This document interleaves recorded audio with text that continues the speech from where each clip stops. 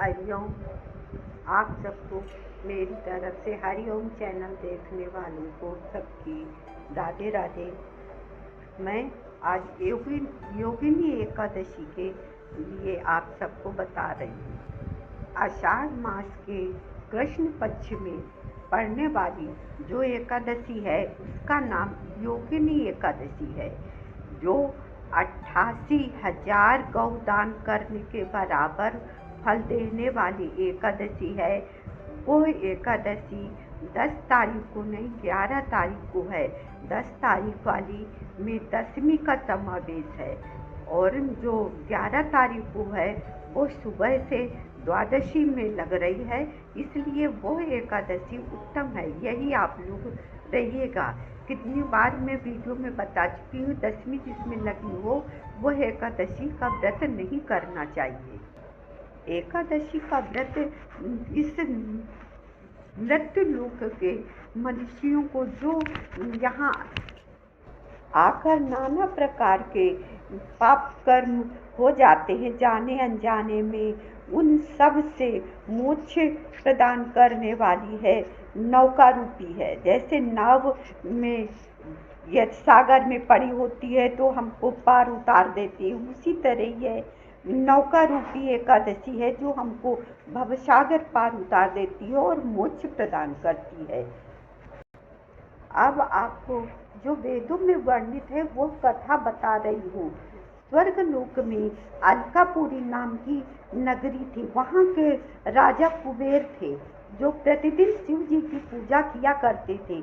उनके यहाँ नगर में हेम नाम का एक माली रहता था। वह उनके लिए पूजन को फूल प्रतिदिन लाया करता था। उसकी विशालाक्षी नाम की जो अत्यंत सुंदर स्त्री थी, एक दिन मानसरोवर से पुष्प तो ले आया हेम, परंतु कामाशक्त होने के कारण वह अपनी स्त्री से रमण करने लगा और दोपहर तक पुष्प लेकर राजा के पास नहीं पहुंचा। उधर राजा उसकी राह देख रहा था। अंत में उसने सेवकों को आज्ञा दी, तुम लोग जाकर हेम माली के यहाँ ना आने का कारण पता लगाओ। सेवकों ने पता लगाकर कहा, राजन, माली तो अत्यंत कामी है, अभी तक अपनी स्त्री से रमण कर रहा है। यह सुनकर कुबेर बहुत ही क्रोधित हो गए और बुलाकर उसको राजा के भय से हेम माली कांपता हुआ उपस्थित हुआ। तब राजा कुबेर ने कहा, हे नीच कामी, तूने मेरे परम पूजनीय ईश्वरों के भी ईश्वर श्री शिव जी महाराज का अनादर किया, इसलिए मैं तुझको श्राप देता हूँ। तू स्त्री वियोग सहेगा और मृत्यु लोक में जाकर कोढ़ी होगा। कुबेर के श्राप के प्रभाव से हेम माली उसी क्षण स्वर्ग से पृथ्वी पर गिर गया। भूतल पर आते ही उसे श्वेत कोढ़ निकल आया उसके शरीर में। उसकी स्त्री भी उसी समय अंतर्ध्यान हो गई।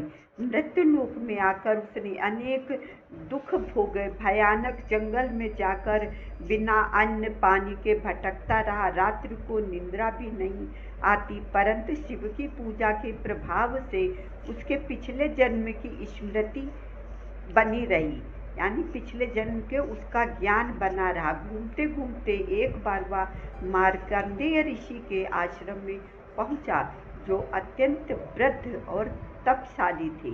हेम माली वहां जाकर उनके चरणों में गिर गया।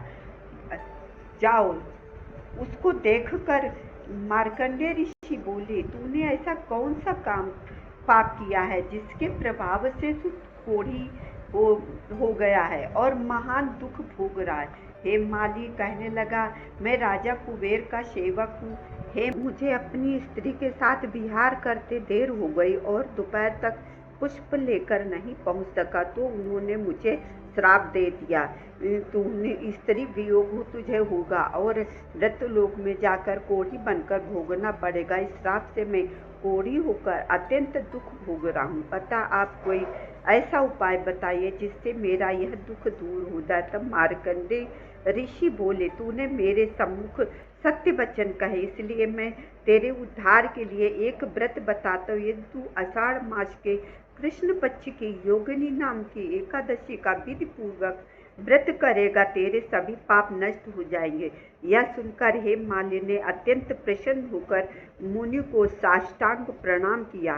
कथनानुसार विधि पूर्वक योगिनी एकादशी का व्रत किया और इसके प्रभाव से अब पुराने स्वरूप में आकर अपनी स्त्री के साथ आनंद पूर्वक रहने लगा।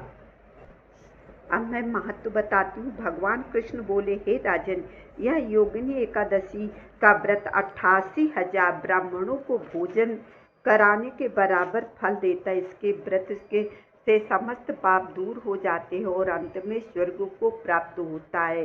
बोलो एकादशी माता की जय।